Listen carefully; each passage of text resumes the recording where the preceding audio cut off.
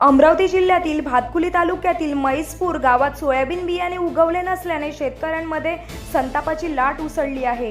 कर्ज काढून मोठ्या खर्चाने पेरणी केलेल्या शेतकऱ्यांच्या शेतात अपेक्षित उगवण न झाल्याने संबंधित बियाणे बोगस असल्याचा गंभीर आरोप करण्यात येत आहे। शेतकऱ्यांच्या म्हणण्यानुसार पेरणीनंतर पुरेसा पाऊस होऊनही अनेक शेतांमध्ये सोयाबीन उगवले नाही, त्यामुळे दुबारा पेरणीचे संकट निर्माण झाले असून शेतकऱ्यांना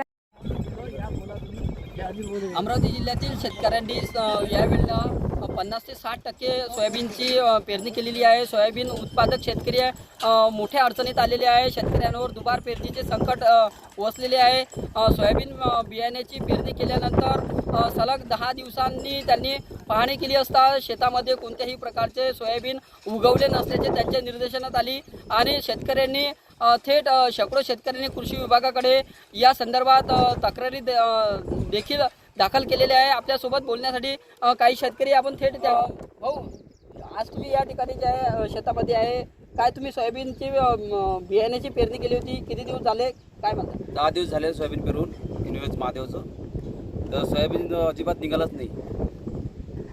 म्हणजे कशामुळे म्हणजे ते आता जर्मिनेशन बरोबरच नाही, त्याचं बोगस बियाणे देऊन सलग 10 एकराचं आम्ही सोयाबीन पेरलेलं आहे इनवेज महादेव, तर अजिबात काही निघालं नाही। नेमकं कोणत्या कृषी केंद्रामधून हे बियाणे? हे व्यंकटेश कृषी केंद्र कोल्हापूर इथून घेतलेलं आहे। नेमकं आता तुमची मागणी काय राहणार आहे कृषी विभागाकडे? त्यांनी आम्हाला हे बी वापस द्यावं दुसरं आणि पेरणीचा खर्च वापस द्यावा।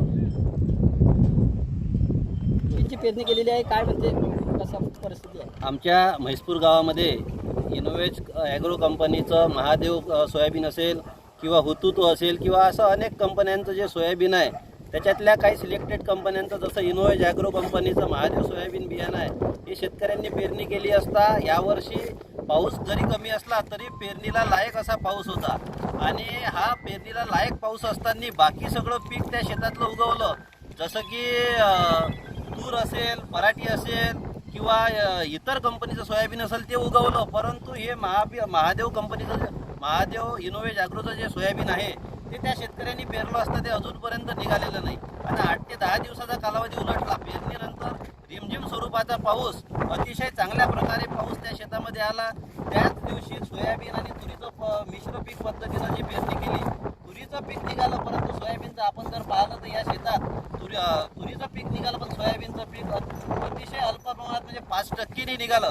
जर आपण ती बॅग पाहिली तर त्या बॅगवर 70% जर्मिनेशन दाखवलेलं आहे, प्रत्यक्षात मात्र 5% सुद्धा सोयाबीन त्या शेतकऱ्याचं निघालं नाही।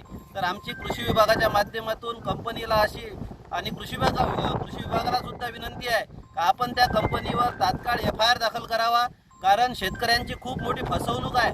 आता इथून पुढे 22 तारखेपर्यंत पावसाचा खंड दाखवत आहे, म्हणजे शेतकरी दुबार पेरणी सुद्धा करू शकत नाही, पेरलेलं निघालं नाही, म्हणजे अतिशय त्याच्यावर यावर्षी उपासमारीची पाळी आहे आणि त्या कंपनीवर तात्काळ FIR दाखल करून गुन्हा दाखल करा आणि शेतकऱ्यांना 5 पट मोबदला, म्हणजे जेवढं त्याचं नुकसान झालं असेल त्याच्या 5 पट मोबदला शेतकऱ्याला मिळाला पाहिजे, कारण तो पेरणी परत करू शकत नाही आणि त्याचं बियाणंही निघालं नाही। आम्ही सामूहिक एक तक्रार कृषी विभागाला ज्या शेतकऱ्यांचं सोयाबीन निघालं नाही अशा शेतकऱ्यांच्या माध्यमातून एक सामूहिक तक्रार तालुका कृषी अधिकारी पंचायत समिती भातकुली, तालुका कृषी अधिकारी भातकुली आणि जिल्हा कृषी अधीक्षक आणि JDA विभागीय कृषी अधिकारी यांना आम्ही निवेदन देणार आहे। या निवेदनाच्या माध्यमातून आम्ही मागणी करणार आहे आणि आम्हाला जर नुकसान भरपाई नाही मिळाली तर हे सर्व शेतकरी आमरण उपोषण कृषी विभागाच्या कार्यालयासमोर करणार।